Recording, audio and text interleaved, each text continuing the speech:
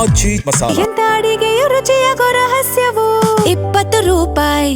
ಗುಬ್ಬಿ ಶ್ರೀನಿವಾಸ್ ಇವರು ಕೂಡ ತುಮಕೂರಿನವರೇ. ಗುಬ್ಬಿ ವಿಧಾನಸಭಾ ಕ್ಷೇತ್ರ JDS ನಲ್ಲಿದ್ದರು. ಒಂದು ರೀತಿ ಕುಮಾರಸ್ವಾಮಿ ಜೊತೆ ಒಂದ್ಸರಿ ವೈಮನಸ್ಯ ಉಂಟಾಗಿ JDS ಬಿಟ್ಟು ಅವರು ವರ್ಚಸ್ಸಿಂದ ಗೆದ್ರು. ಸ್ವಂತ ವರ್ಚಸ್ಸು, ಅವರು ಸ್ವಂತ ವರ್ಷದಿಂದ ಗೆದ್ದಂಥವ್ರು. ಅವರು ಕೂಡ ಮಂತ್ರಿ ಪದವಿಗೆ ಸಾಕಷ್ಟು ಬಾರಿ ಹಿಂದೆ ಕೂಡ ಕೇಳಿದ್ರು, ಈಗಲೂ ಕೂಡ ಕೇಳಿ ಬರ್ತಾ ಇದೆ. ಅವ್ರು ಎಲ್ಲೇ ಇದ್ರು ಅವ್ರ ವರ್ಚಸ್ಸಿನ ಗೆಲ್ತಾರೆ. ಪಾರ್ಟಿ ಇಂಪಾರ್ಟೆಂಟ್ ಅಲ್ಲ, ಶ್ರೀನಿವಾಸ್ ಗುಬ್ಬಿ ವಾಸು ಅಂತಾನೆ ಫೇಮಸ್. ಸೊ ಗುಬ್ಬಿ ವಾಸು ಅವರು ಅವರ ವರ್ಚಸ್ಸಿಂದ ಗೆಲ್ಲುವಂತಹ ಲೀಡ್ರು. ಸೊ ಇವರು ಒಂದು ರೀತಿ ಅಸಮಾಧಾನ ಆಗಿದ್ದಾರೆ ಅನ್ನೋ ಒಂದು ಲೆಕ್ಕಾಚಾರ ಇದೆ.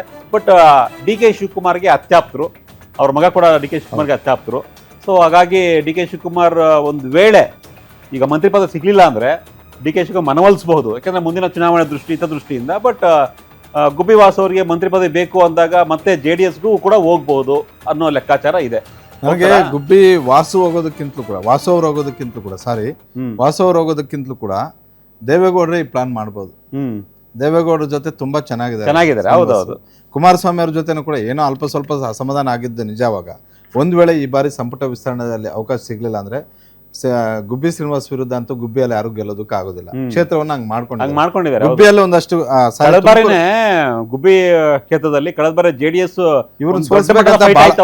ಬಹಳ ಪ್ರಯತ್ನಗಳು ಕುಮಾರಸ್ವಾಮಿ ಅಭ್ಯರ್ಥಿ ಅನ್ಕೊಳ್ಳಿ ಇಲ್ಲ ಅಂತ ಕಂಪೇನ್ ಮಾಡಿದ್ರು. ಕುಮಾರಸ್ವಾಮಿ ವರ್ಸಸ್ ಗುಬ್ಬಿ ವಾಸು ಅಂತ ತಿಳ್ಕೊಂಡು ಚುನಾವಣೆ ಮಾಡಿ ಅಂತ ಹೇಳಿದ್ರು.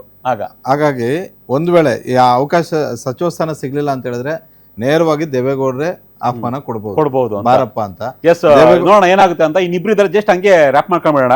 ಆಮೇಲೆ RV ದೇಶಪಾಂಡೆ ಹೆಸರು ಕೇಳಿ ಬರ್ತಾ ಇದೆ, ಅವ್ರಿಗೂ ಸಿಕ್ಕಿಲ್ಲದ ಏನ್ ಮಾಡ್ತಾರೆ ಅಂತ. ಆಮೇಲೆ ಮಹದೇವಪ್ಪ, RV ದೇಶಪಾಂಡೆ ಮತ್ತೆ ಮಹದೇವಪ್ಪ ಇಬ್ರು ಕೂಡ ಸೀನಿಯರ್ ಲೀಡರ್.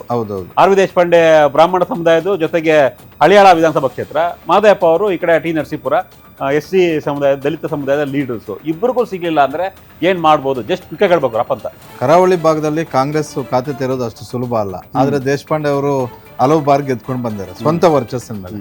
ಆದ್ರೆ ಈಗ ಕೊನೆ ಬಾರಿ ನನ್ಗೆ ಅವಕಾಶ ಬೇಕು ಅಂತ ಕೇಳ್ತಾ ಇದ್ದಾರೆ. ನನಗೆ ಅನ್ಸುತ್ತೆ ದೇಶಪಾಂಡೆ ಅವರು ಕಾಂಗ್ರೆಸ್ ಬಿಡ್ತಾರೆ ಅಂತ ನಾನು ಹೇಳ್ತಿಲ್ಲ. ಆದ್ರೆ ದೇಶಪಾಂಡೆ ಅವರು ಬಳಿಕ ಬರ್ತಿರುವಂತದ್ದು ಅವ್ರ ಮಗ ಪ್ರಶಾಂತ್ ದೇಶಪಾಂಡೆ ಹಿಂದೆ ಲೋಕಸಭೆ ನಿಂತಿದ್ರು. ಹೀಗಾಗಿ ಮುಂದೆ ಆ ಕ್ಷೇತ್ರದಲ್ಲಿ ರಾಜಕೀಯ ಮಾಡಬೇಕು. ಬಿಜೆಪಿ ಬಹಳಷ್ಟು ಒಳ್ಳೇದು, ರಾಜಕೀಯವಾಗಿ ಬಹಳಷ್ಟು ಪ್ರಾಫಿಟ್ ಕೊಡುವಂತದ್ದು ಅಂತ ಆ ಅಭಿಪ್ರಾಯ ಅವರ ಆಪ್ತರಲ್ಲೂ ಕೂಡ ಇದೆ. ಹೀಗಾಗಿ ಅದನ್ನು ಯೋಚನೆ ಮಾಡ್ಬೋದು, ಪ್ಲಾನ್ ಬಿ. ಇನ್ನ ಮಾದೇವಪ್ಪ ಸಿದ್ದರಾಮಯ್ಯ ಅವ್ರ ಜೊತೆ JDS ಬಿಟ್ಟಾಗ್ಲಿಂದ ಕೂಡ ಜೊತೆಯಲ್ಲಿರುವಂತವ್ರು, ಸಿದ್ದರಾಮಯ್ಯ ಅವರ ರಾಜಕೀಯ ಕಷ್ಟ ಸುಖಗಳಲ್ಲಿ ಯಾವಾಗ್ಲೂ ಕೂಡ ಇದ್ದಂಥವ್ರು. ಇವತ್ತು ಕೂಡ ಕಾಂಗ್ರೆಸ್ ಅಲ್ಲೇ ಇದೀನಿ ಅಂತ ಅಂದ್ಕೊಂಡಿದ್ದಾರೆ. ಒಂದು ವೇಳೆ ಕಾಂಗ್ರೆಸ್ ಅಲ್ಲಿ ಸಿಗ್ಲಿಲ್ಲ ಅಂತ ಹೇಳಿದ್ರೆ ನಾನು ಅವಾಗಲೇ ಹೇಳಿದೆ, ದೇವೇಗೌಡರು ಯಾವ ಟೈಮಲ್ಲಿ ಏನು ಕಾರ್ಡ್ ಆದರೂ ಪ್ಲೇ ಮಾಡ್ಬೋದು. ಆ ದೇವೇಗೌಡರು ಕೈ ಹಾಕಿದ್ರೆ, ಯಾಕಂತ ಹೇಳಿದ್ರೆ T ನರಸೀಪುರದಲ್ಲಿ ಮರಳಿಗೂಡಿಗೆ ಮತ್ತೆ ಹೋಗ್ಬೋದು ಅಂದ್ರೆ ಲೆಕ್ಕಾಚಾರ. JDS ಮತ್ತೆ ಹೋದ್ರೆ JDS ಗೆ ದೊಡ್ಡ ಗೇನ್ ಅಲ್ವಾ ಹಳೆ ಭಾಗದಲ್ಲಿ. ಮೈತ್ರಿ ಸರ್ಕಾರ ಬಂದು ಏನಾದ್ರೂ ಕುಮಾರಸ್ವಾಮಿ ಅವರು CM ಆದ್ರೆ ಮಹದೇವಪ್ಪ ಅವ್ರು ನಾವು ಯಾವ ಹಂತದಲ್ಲಿ ಊಹೆ ಮಾಡ್ಕೊಳ್ಬಹುದು. ಹಾಗಾಗಿ ಆ ಪ್ಲಾನ್ ಬಿ ಇದು ಆಗುತ್ತೆ ಅಂತಲ್ಲ, ಪ್ಲಾನ್ ಬಿ ಆಗಬಹುದು, ಚಾನ್ಸ್ ಇದೆ ಅಂತ. ಎಸ್, ನೋಡೋಣ. ನಾನು 6 ಜನದ ಲಿಸ್ಟ್ ಹೇಳಿದ್ವಿ. ಸೊ ಗುಬ್ಬಿ ಶ್ರೀನಿವಾಸ್, RV ದೇಶಪಾಂಡೆ, ಅದಾದ್ಮೇಲೆ ಮಹದೇವಪ್ಪ, ಆಮೇಲೆ ಜಮೀರ್ ಅಹಮದ್ ಖಾನ್. ಸೊ ಈ ರೀತಿ ಒಂದು 6 ಜನ ಲಿಸ್ಟ್ ಹೇಳಿದ್ವಿ. ನೋಡೋಣ, ಇದೆಲ್ಲ ಆಪ್ಷನ್ ಪ್ಲಾನ್ ಬಿ ಇದೆ. ಅಂದ್ರೆ ಸಿಕ್ಲಿಲ್ಲ ಅಂದ್ರೆ ಏನ್ ಬೇಕಾದ್ರೂ ಆಗಬಹುದು ಅಂತ. ಇದೇ ಫೈನಲ್ ಆಗುತ್ತೆ ಅಂತಲ್ಲ, ನೋಡೋಣ ಏನಾಗುತ್ತೆ ಅಂತ.